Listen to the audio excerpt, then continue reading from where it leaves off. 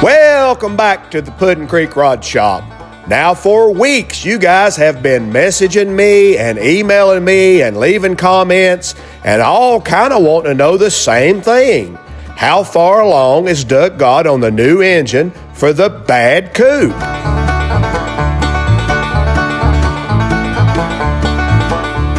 I mean, you guys have asked me, does he have the tunnel ram back on it yet?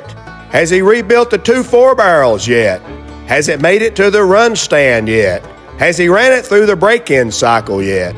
I even stopped in to Rock Batter, Feed, Seed, and Live Bait store the other day, and the boys working behind the counter, they wanted to know, when are we going to get to hear the new engine for the Bad Coupe run?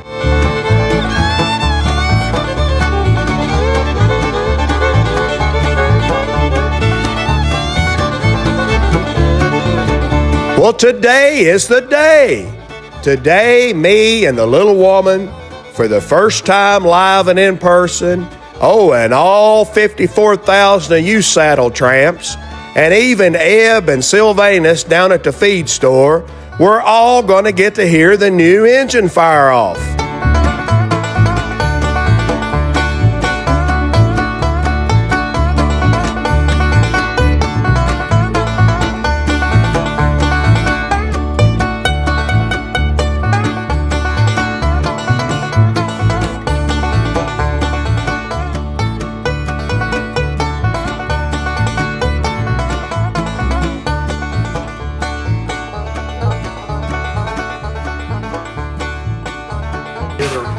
Wow. Turned out crazy, didn't it? Yeah. That distributor give you any trouble? No. Actually, I didn't have to move the timing much at all. It Really? fired right up, and I tweaked on it just the least little bit. I was having trouble with it when you rev it up. When I'd get to idling where I wanted it, it would die.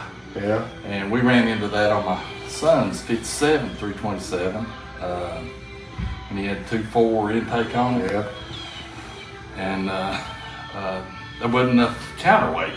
Oh, yeah. And to kind of slow it down a little bit, man, this thing was revving with that flex plate on there. Well, it would hit 5 grand like that. Yeah, she's revving pretty hard. So even adding a clutch and pressure plate to the back of it will help it a little bit. But right now, everything seems to be working Great. Well, you got the timing set at, do you remember? I Just used do it my by ear. ear, It felt good right there, so that's where she's at. Right. So, do you have any problem getting them carbs matched up, or where you got 2 of them? No, they of course these have the block. The power valves are blocked off on it. Yeah.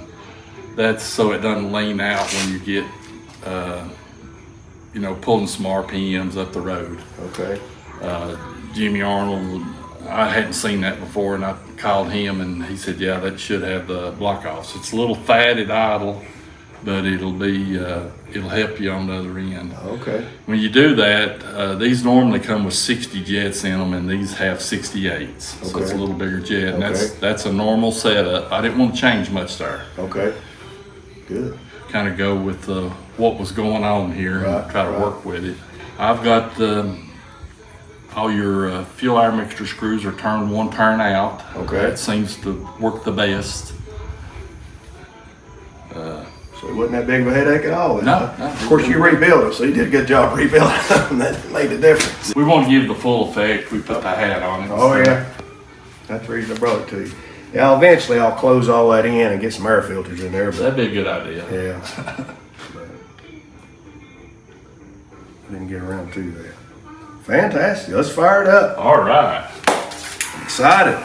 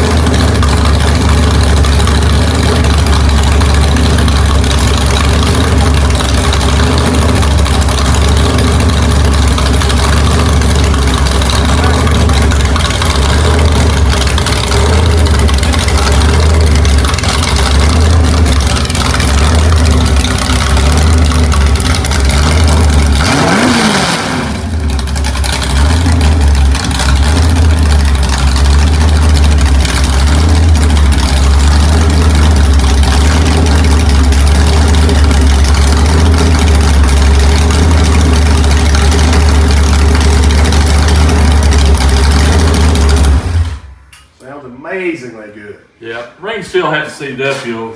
When he gets a little warmed up, you'll notice a little blow by. Okay. I use a plasma moly ring, Okay. so they take a little time to seat up. But, yeah, sounds good, don't it? Sounds amazingly good. Sounds great.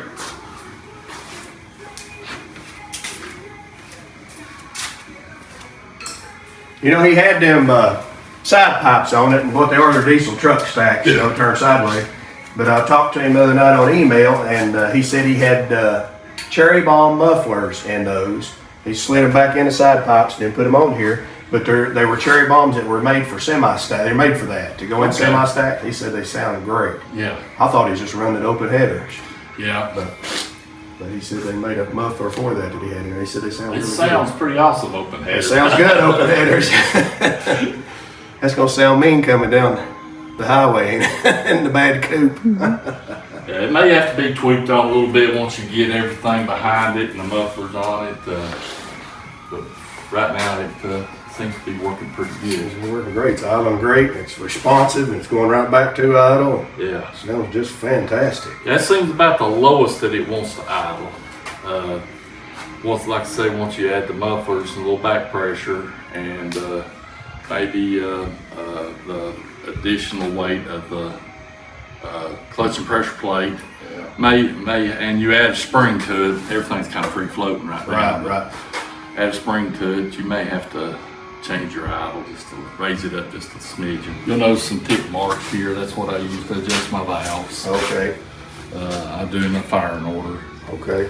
on all my hydraulic lifter stuff. Just seems it's simple, and when you're done, you're done. You bolt the valve covers on, you're done. Right.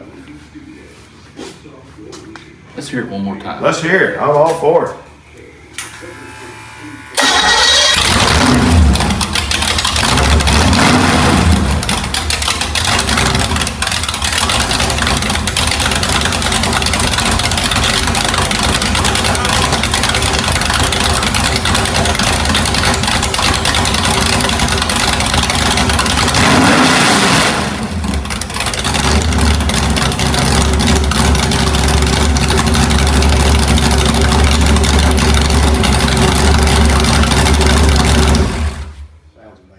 It really does. I like it. Yeah, I do too. Neighbors right here. I'd say they like it too. Yeah, I had one a couple of houses up come down here and said, "What you firing?" Oh, it is. Was he complaining or just want to see what it was? Just want to see what it was. Yeah. Brought him out of the woodwork, huh? Yeah. Man, that sounds good.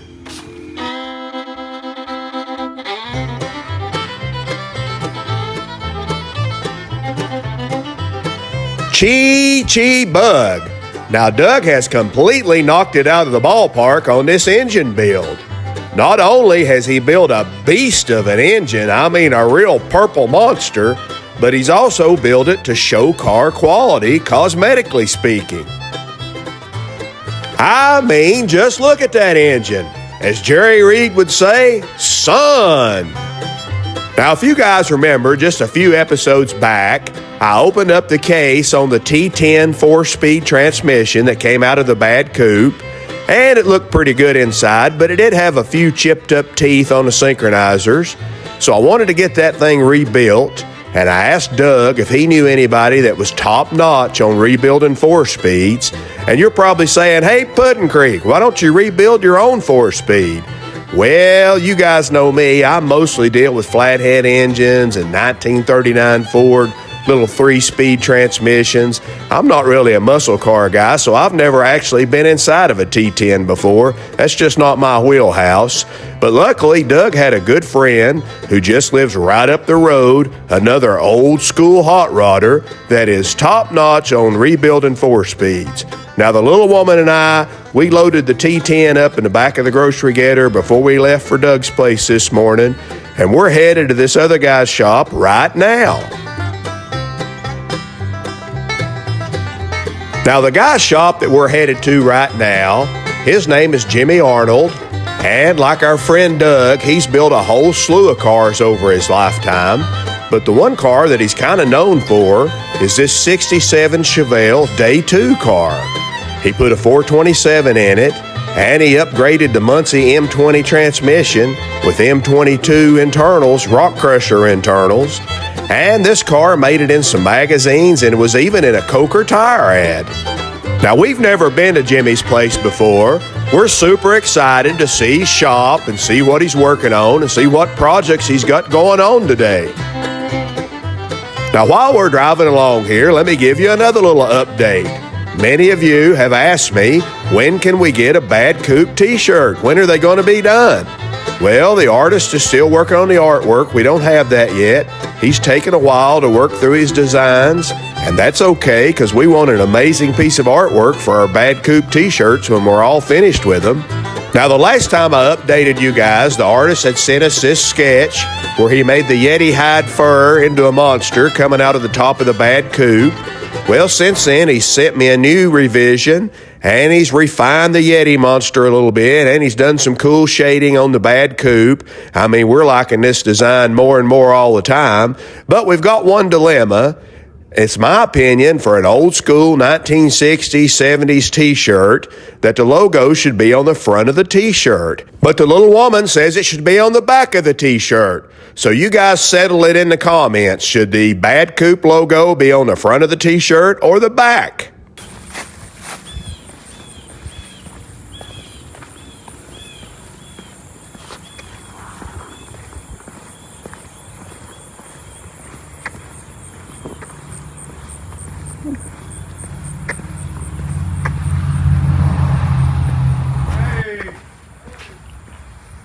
Looks like a speed shop inside. Wow. It's like going in Jerry's Automotive. A lot of junk. How you doing? How you doing? Good. I sold you a Mallory Voltmaster Coal at Gray. And I still ain't never used it. It's just sitting on my shelf just probably like it was on yours. So. Yeah, well, I got on a binge and collected a bunch of that stuff because I'm building a 69 Chevelle, and then when we were testing the factory tack, it won't read the signal from a Mallory. It'll read it from MSD and other things. So I sent it to Arkansas to have the tack, to have it fixed. Oh, okay. You know, so it would read right, and you don't have to be so specific about which ignition. Who do you use out there? I sent my stuff to Williamson Electric. Yes. You got your basement fixed up here. Well, we moved here with intentions of building a shop. Yeah. And now I'm to the point of, I got a good job. I do this all day long at work. Yeah. This is plenty enough area for me to do what I need to do. Yeah. You know, it's just like a shop. And it's like going in Jerry's Automotive right here. You got some old stuff too. I like this stuff. I am a sucker for blister pack junk. Yeah, I like that stuff. I buy it when I find it. Yeah. I like that old Mr. Gasket stuff. And the Cal Custom stuff. Yeah. You even got some old Lakewood stuff.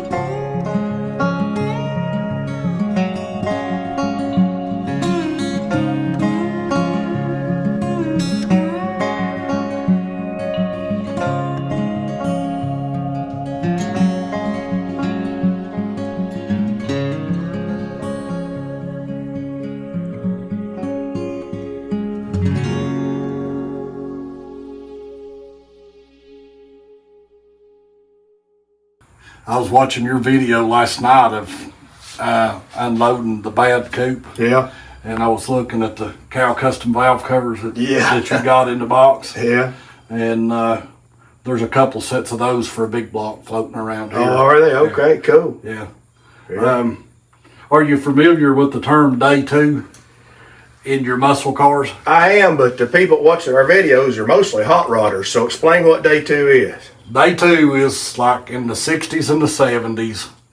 You go to the dealership and you buy a 67 Super Sport Chevelle or a 69 Z28 or a 70 Camaro. And the next day you go to Jerry's or Nichols and you buy appliance headers or aluminum intake. The trink, you know, you start adding the go fast stuff to it, and it classifies it as, you know, kind of the day two mods, they call it. So that's what you're building. Take it back to stock, but with the... My 67 Chevelle looked like that we meticulously restored it to original condition pretty much. And then it looked like you stole it right off the showroom floor, pushed it into the service department and put white headers, aluminum intake, a 953 barrel, chrome ladder bars, Lakewood bell house, and SS Kragers. Yeah. And every piece of it was time period correct. There was nothing from Advance Auto or O'Reilly's. It was all. So I spent 5 years hunting pieces. Oh, yeah. That's the way I like them, period correct. Yeah, well, that's like watching your videos, you know, the traditional hot rods. Yeah. If I'm walking through the car show and I see a 32 Ford or a 34 Ford or a 37 Ford or a 40 Ford, and I stop and see fuel injection or overdrive, I don't even slow down. I skip going. You know, because that's not relatable to me. I'm the same way. If I want air conditioning and power steering and all that hoo-ha, I'll drive my truck. You know? Just drive you daily on that, can't you? Yeah. I got you. But you got some cool stuff here. yeah, we've been gathering it up for a Big for a snap-on while. screwdriver. Where'd you get that? A friend of mine that's painting my car come up with that somewhere. Yeah. And he said, here's you something to adjust your carburetors with. So, Shoot, yeah. This is cool. I just, Very cool. when I run into that stuff, I buy it when I find it. And then, it's hard to take it down off the wall and use it sometimes. Yeah. You know, I do the same thing. I buy a lot of old stuff for the older cars, the 50s era, and same thing. I've got it, and I could put it on the car, but then you got to take it down off the wall and out of the pack. I kind of hate to do that too, so I'm right there with you. yeah, I hunted, let's see, I hunted for 5 years for the first design Hearst line lock, Oh, yeah? the pancake solenoid. Okay, and this one works. Then I got to the point of, what do you do if you bend all these neat lines and you put that thing down there somewhere it's real neat and it goes bad? Yeah.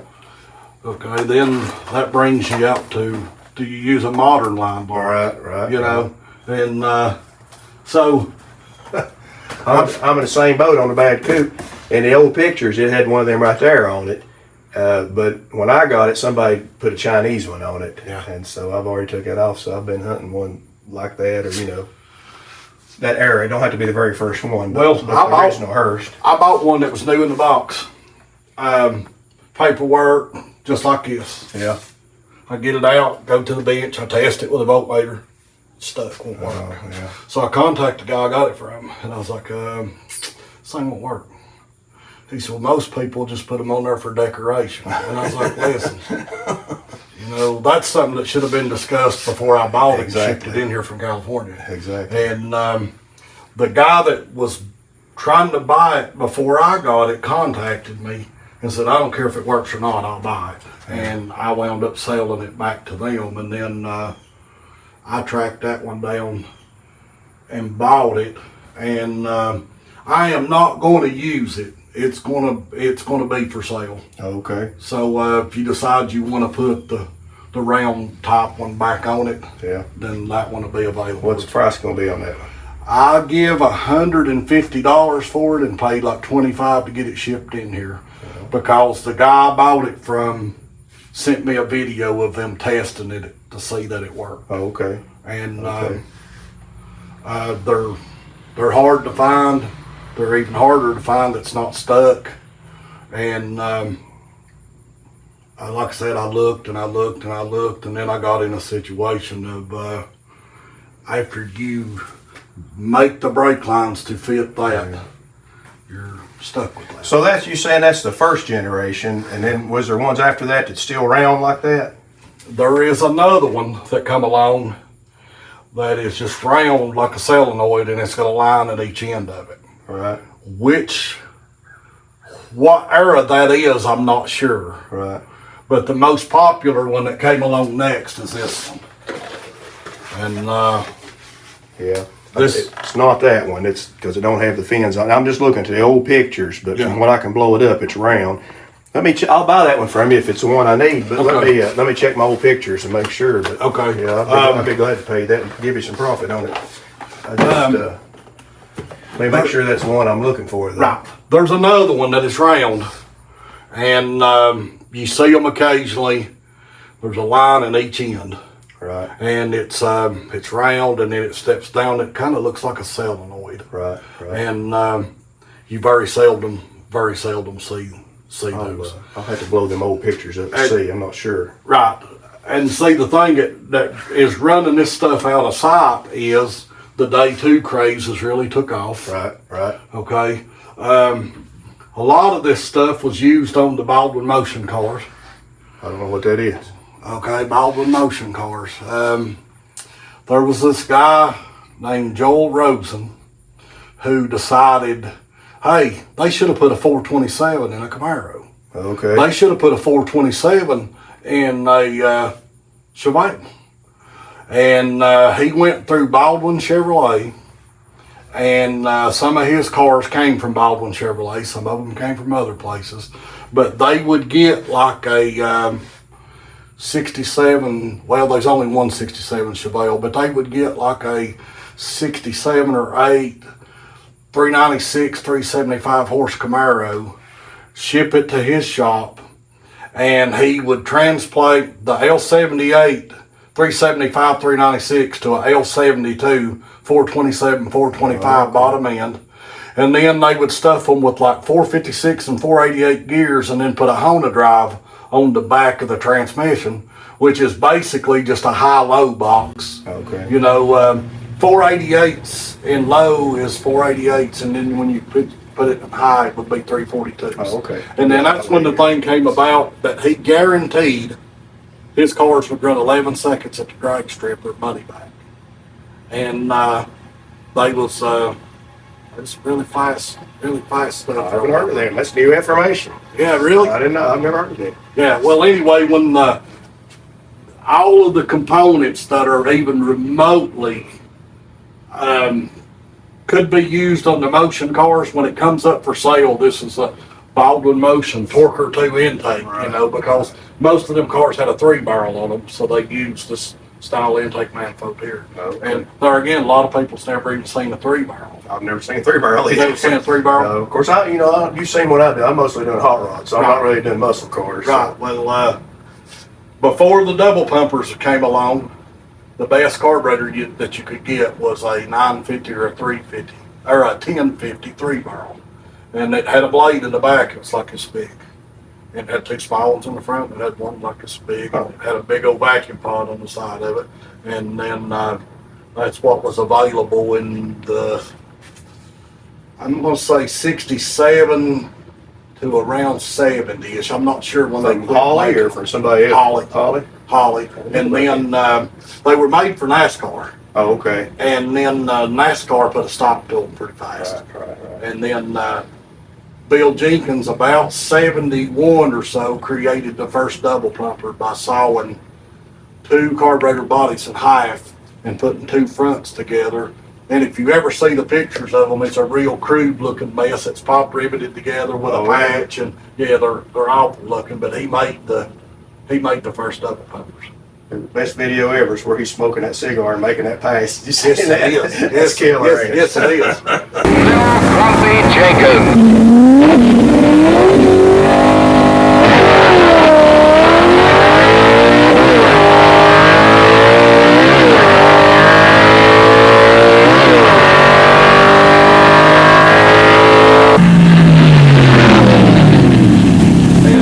that's just like talking about the motion cars. There's a picture of Joel Rosen, and it shows a 67 or 8 Camaro, I can't remember which.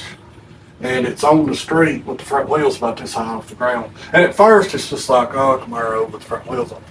Then when you start looking closer at the picture, there's traffic in this lane over there going the other way. And when you research it and read about the picture, they said he backed it off the dyno out into the street, turned it 7,500 and dumped the clutch out on the street. And somebody got a picture of it with the front wheels and, in the air. Show us what you're working on here. Looks like you got regular engine shop going on the other end here in the basement. This is a 66, 396, 360 horse Okay. for a numbers 66 Chevelle. And the story goes that this man bought this car brand new in 66, and he decided to get in the funeral home business. Yeah. So he sold it to start his first funeral home, buy his first funeral home, however. And then as they became more financially stable, his son tracked it down and bought it back years later. Okay. So the car's being restored right now, and I've got the engine and the rear end for that car. Okay. And this fella's from Seattle, Washington. And then a friend of mine, his son is like my kid, and he tore his 502 up, and then we turned it into a 509, and I'm in process of getting it back together for him because he's building a 55 Chevy Gasser looking car now. Cool. And that's a 509-inch big block Chevy that I was in process of degreeing the cam and stuff this morning. I picked up the parts for your project while I was in Pigeon Forge last week. And all right, basically what we're working with is new bearings, new brass synchronizer rings. All right. And every one I do, if I've got to take it apart, it gets all new thrust washers, all new needle bearings, Great. tail housing bushing, seal, all the seals. This is the keys that helps hold it in gear, the keys and the springs. New counter shaft pin, all the gaskets. All right. Fantastic. So that way, when you put it back together and you put it in the car, it'll work as good as a T10 should work. Whatever that is. Yeah, yeah. And I don't know if you've ever been in a straight drive transmission or not. You understand how that Well, works. no, again, I'm used to working with flatheads and then 39 Ford 3-speed, so the stuff I'm working on is more akin to working on a tractor. Than, Yeah, stuff that's not that- synchronized. Right. There's no, well, there actually is synchronizers, but barely. Yeah. on the 39s. Yeah, let me walk over to All you. right. See, the way that works is, let's see if I can find it here. It's not so dirty that you can't tell nothing about it.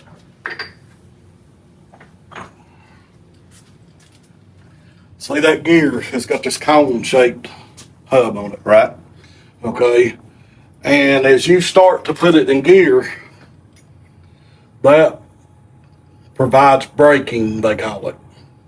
But what happens is if you've got it in first and this gear is really spinning, as you start pulling the slider back to second, when you start pushing this cone up on there, it grabs this gear and starts it spinning. Okay. And when it gets it spinning as fast as the other gear, it lets the hub slide in. That's what makes it slide in smooth. Right. Okay. And so it's hard to see because this is for a Muncie and this is T10. Right. But basically that's the gist of. Okay. So look at the cones doing a lot of the work there. Yeah. Well, people open them up and they look in there and they see these right here tore up. Right. This helps hold it in gear, but what actually keeps it from scraping and what makes it shift smooth is your internal braking. So then I guess that wears out in there too. Is Yeah. a problem. Yeah. Yeah, and there, like I said as well,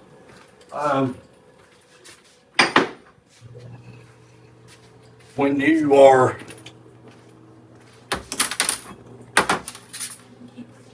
you shift that thing in gear, the spring-loaded keys right here is what helps detent it to hold it in gear. Right. And every kit. I never picked these up and look at them and go, oh, them are usable. I did when we were kids because we didn't have any money. Right, Still don't have any money, but Right. you know. But every one that goes out the door, I put all the springs, all the keys, and now they make pieces that are better to where these have better springs in them and they hold in gear a little better. And in the event that you decide to mash on them 2 4-barrels and grab it with 2 hands and put it in second gear and go in. I got to get a good cross. You know, a 32 Ford really just has one main cross member there in the center, not the transmission mount, but the actual frame cross member. Right. And it's K-shaped, and that's really what holds the whole thing together. They'd cut that out to put that 4-speed in, and then it looks like they've used pieces of a bed frame to make a new one. But then for some reason they cut it right in the middle, so it don't even go all the way across. So it goes up and bolts to the floorboards, but then it's cut in the middle, so it's not even. So that's got to come out. So. Yeah. You would probably be surprised how much stuff's moving around under there. Oh, I'm sure it's just all over the place. Yeah. We'll fix that. What I'm gonna try to do, I told her, I mean, I could fab up a cross member out of square tubing. That's no problem whatsoever. But I'm wanting to keep everything period correct, and I've got a whole stack of 70 Street Rodder magazines, and I'm gonna go through them. And if there's an article on making a 4-speed cross member for a 32 Ford, I'll build it out of that article just to keep everything period correct. Whatever their design was, I'll build that design and put it in the car. That's just an idea. I haven't went through the magazines yet, but we're trying to keep everything period correct and not just start monkeying around and come up with stuff out of my head and put on it. Right. Well, you know, that's something else about like this Day 2 movement. Since it's got popular, there's a lot of cars now that are being labeled as Day 2 cars, and they put SS Kragers on them and yellow plug wires and Mickey Thompson valve covers or something on it. And then when you start scanning over the pictures, there's this big red MSD box, and you start looking and it's got a billet shiny carburetor on it that's modern. And I'm like, if you're going to start a thing, do a thing, you know, carry. To me, that's kind of what makes it fun. I mean, anybody could have took that car and took the body off and put a 32 Ford Street Rod frame under it, and everything would have been great. Yeah. But that's not really fun. What's fun is restoring it back to just the way it was in the 70s, to me. Yes. In the 70s, you Yes. know? Yes. It just makes it a lot more interesting. It's slow, though. Right. But it makes it a lot more interesting. Well, that's like my 67 Chevelle had vintage Hush Thrush mufflers on it. Yeah. Took 5 years to find a pair. And because I refused to put anything modern on it, and I put the thrush mufflers on it that you could buy that looked like the old ones, except it didn't have the writing on the side of them. And the 69 I'm building now, I'm gathering the pieces to put it back like it should be, all of the pieces. Right. You got this one running? Yeah. Can we hear it run? Sure. All right, let's hear it. Wait, tell us what it is first. It is a 71 402 Ford 30 over, small hydraulic roller cam, stainless valves, springs, retainers, probably 375 horsepower, 30 foot-pounds of torque. Doug had one of his customers interested in an engine. Yeah. And he said, I'm not going to build any big box for a while. And Doug hooked me and him up, and we're going to come get it tomorrow. Okay. All right.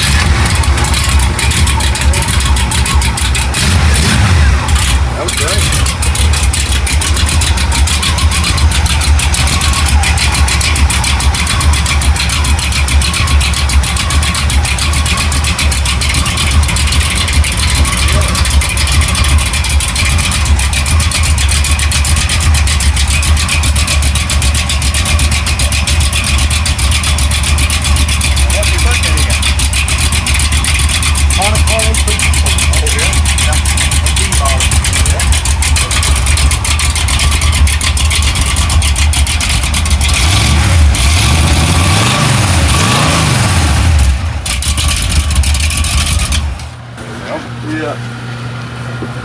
Where you want it?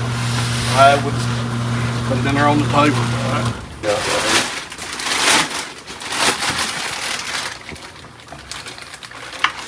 That T10 right there is probably what would have came behind a big block big car. Oh, really? Mm-hmm. Okay. I would say that's the I saw the date on it. It says that it was 1963, the 6th month, 27th day of 1963. And that would lead me to believe that it's probably out of a Biscayne or a big car of some sort. 'Cause if it was out of a Corvette, it would be aluminum. More than likely, it would be aluminum main body. So that was out of a big heavy car. Probably so. Huh. And as light as the car is, you're gonna put this in. This will be more than adequate, I would think. And Now, Doug said he was looking there and he thought maybe one of those synchronizers is made onto a gear set, like an assembly. Mm-hmm. So he said, I might have to replace the gear set. You'll know when you get in it. But right. So he thought you might even have one laying around or something if I needed it. I've got some early T10 stuff. I've got a box full of stuff because you don't see many of these. Right. You don't see many of them, and there's 2 or 3 styles of this thing. There is a big bearing case, which is this.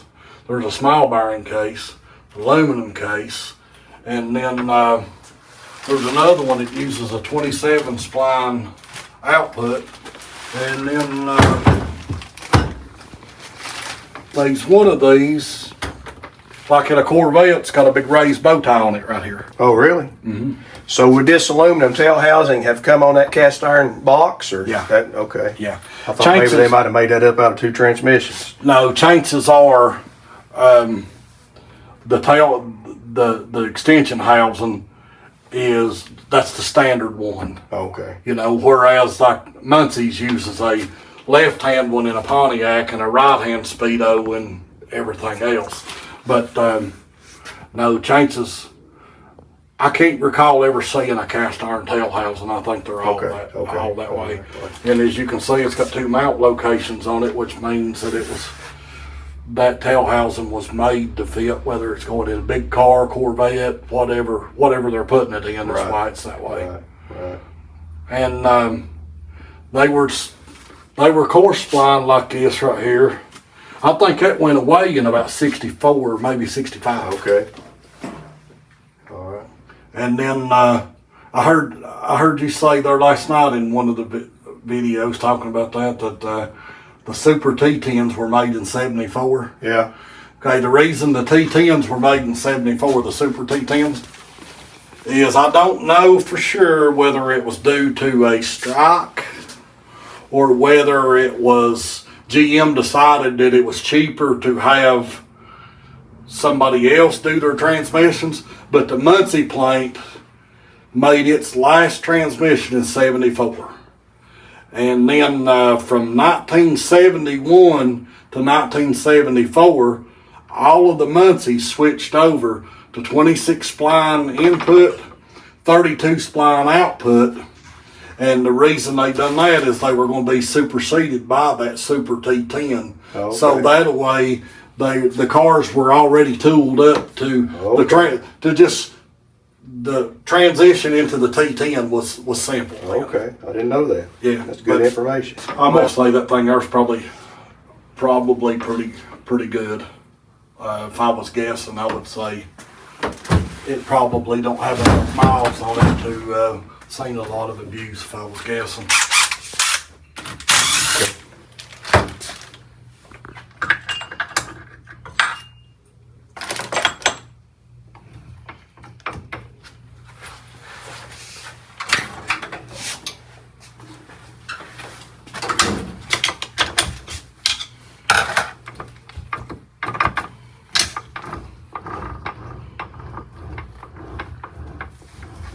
I thought it was pretty good, other than them synchronizers are all chipped up.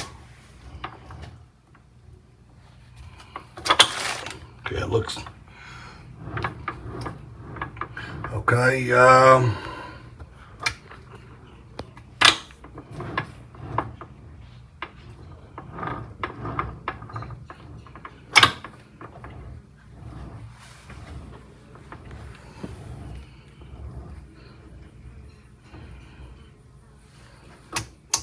I would say the only thing's wrong with it is it probably flew out of second or flew out of first.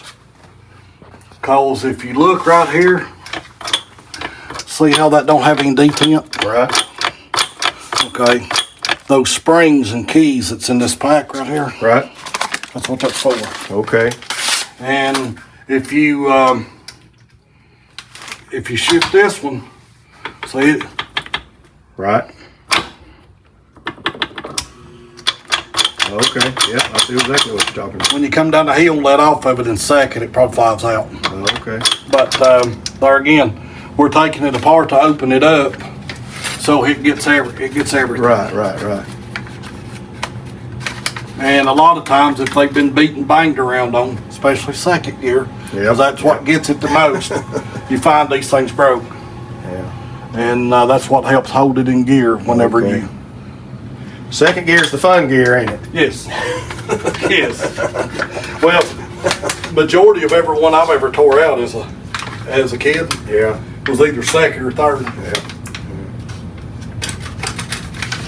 But and we'll do everything we can to make it as good a T10 as we possibly can. And then, like I said, these kits come with the bushing, so maybe it won't leak gear oil when you put the bushing in it and put the seal in it and all that. And another thing that detents it in gear is there is a ball in there. Right. There's a round ball in there with a spring in the middle. Right. And that's something else on a T10 that we usually do, or I do. There is a little bit stronger spring that you put in that. And sometimes when you reach and get a hold of the shifter, you got to shift it. Okay. You know, you got to reach and get a hold of it and shift it. Right. And but that helps keep it from flying out of gear, and it makes it where it stays in, and it shifts more positive that way. These shifter forks, they look good to me. They look good to you. They do. That's what I thought. But I ain't never worked on one, so what do I know? Wow. It actually, I think the gear oil is dirty because of it sitting, but if you look inside it, you can still see the paint marks on it. It's got yellow paint marks on the cluster. You can see where that oil's been sitting on there forever, can't you? Mm-hmm. For decades. Yeah, it won't look like that. We'll get it washed and cleaned up good. Thing looks really nice. Good. It feels good. I would like to. What about that? I didn't even see him sitting there. I was looking at the ladder bars. That's pretty cool. When I started looking for vintage headers for my 69, there was a guy in New York had those appliance headers right there, Okay. and White ones. he put them on there for sale. And as soon as I saw the tubes, I recognized that's 68, 72 Chevelle header. Yeah. And then he puts no shipping. So they was on there a few days, and I messaged him, and I said, one message, I said, I'd buy those headers if you'd ship them. Nothing. And then a day or two later, he messaged me, and he said, I see you live Tennessee. He said, how close to the Bristol racetrack are you? 30 minutes. He said, man, my wife's coming to the Bristol race. There you coming up go. weekend. You can't And beat I that. drove to Bristol and met him. Yeah. And got those 4-bolt collector appliance headers. And, most people never knew that appliance even made headers. I didn't, to be honest with you. I always think of Headman headers. I always think of. Well, Or blackjacks or back in the day, Hooker was the header. and hookers, yeah. Okay, well, they was people, Dan Lemons worked for Hooker, and he ventured off and started building his own header. And Dan passed away last year, but his daughter's running that company now. And then there was other people that had worked there, and somebody started the appliance header, which become, remember when you could open up J.C. Penney's and Sears and Montgomery Ward's and Western Auto, and you could buy headers $69.95. Yep. Well, that was appliance, which would be those. Now, is that the same appliance company that made the wheels, same company? Yes. Okay. Okay. Well, then somebody said, this happened again not too long ago. Somebody said, how are we ever going to sell hookers and all these other headers if you got these guys selling them for $69? Well, Blackjack bought out appliance. Oh, okay. Okay, so your early Blackjacks were 4-bolt collector like those. Okay. Okay, then Blackjack later on either bankrupted or sold out to somebody else, and it was one of them deals that whoever wound up with controlling rights just done away with. Learn all kinds of stuff today. Well, What about the Chevelle out here? Does it got a story or anything? no, when I decided to build a 69, I come up with that rough old car there because it was complete. Yeah. And it's so rusty that it ain't worth fixing. Yeah. But it was all there. Yeah. And, you know, kind of like you going through magazine articles and stuff and researching your coupe that you're building. This rough old rusty dinosaur has been an encyclopedia of how far does the stripe actually go Oh, okay. up from the marker light. Right. Where does these actually go on the fender? You know, when you bolt the engine mount to the frame, does the bolt go through with the nut on top or does it go through with the nut okay. on? So I saved it for the, because it had never been apart and everything was correct.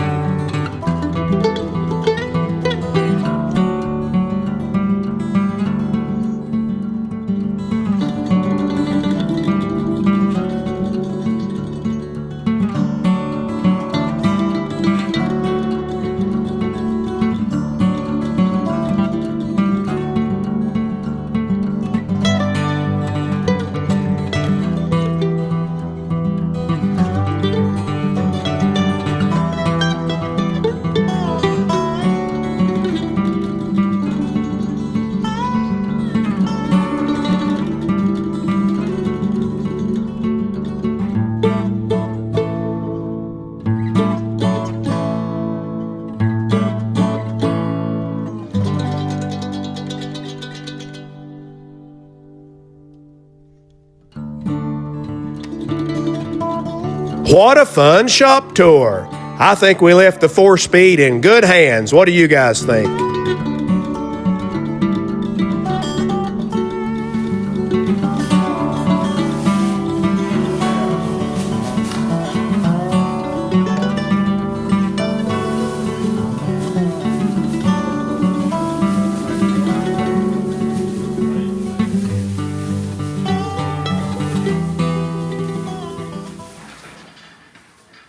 The only thing about this one is it is a little narrower than Oh, yeah. the other one. So I did this to it.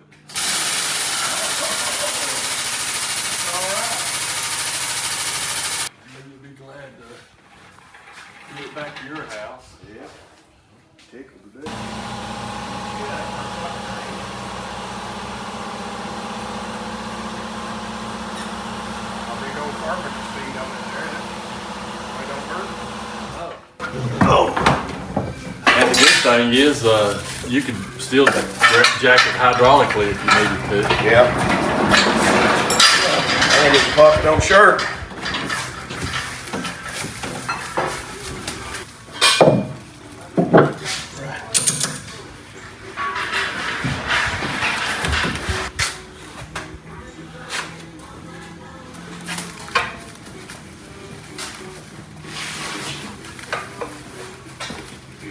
And Contributed a bunch to this project. I mean, this has moved the project forward a mile. well, I appreciate that. It's been pretty cool. All right, I reckon we're ready. Let's get this Well, I purple appreciate beast it. home. I thank you, Doug. I sure do. Take care.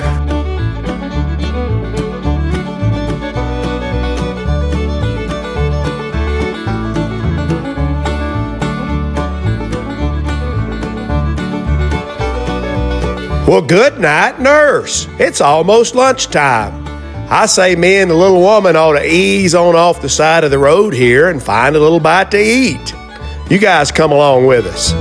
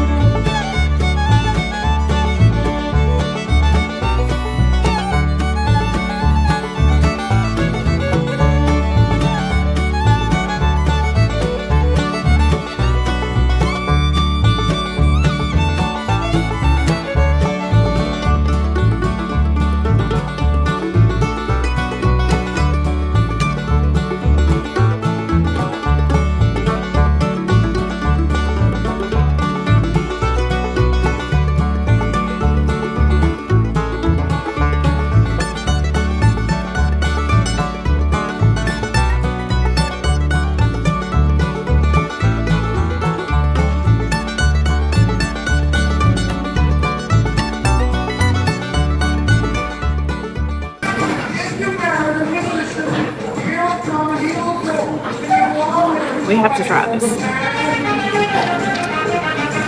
Seafood pizza? Yeah. I'm out. I'll try it. Try it out. Give us a review. I don't even like seafood. You do. Oh, you got it for me to try?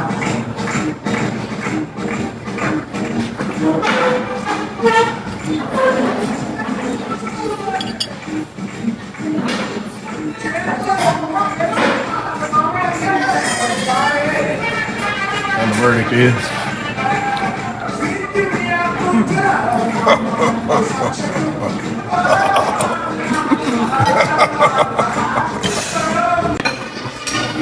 Give the seafood pizza one more try. No.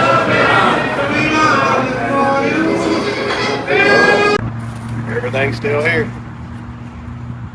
Just need to get it home, get it in the Bad Coupe, but that's gonna be a while. It sure is cool though.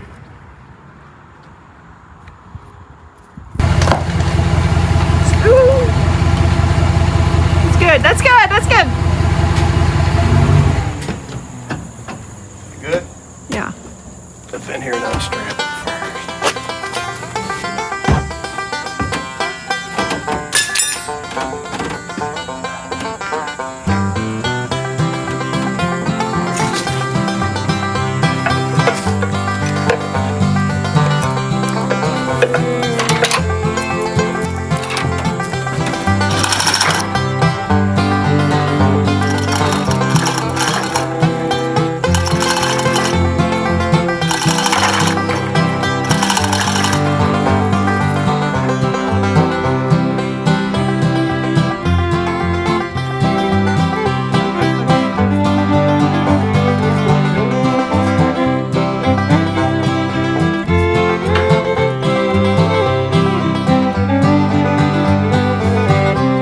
Well, friends and neighbors, that's our show for this week.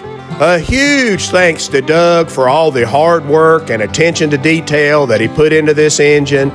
I mean, it turned out nice. It looks like it ought to be on the cover of Rod and Custom magazine.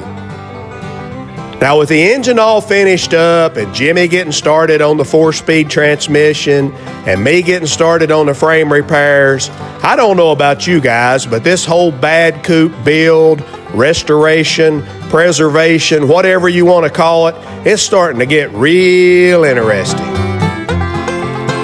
If you enjoyed the show today, leave us a comment and let us know. And if you get a chance, tell one of your hot rod buddies about the Puddin' Creek Rod Shop. And as always, don't forget to subscribe if you haven't already.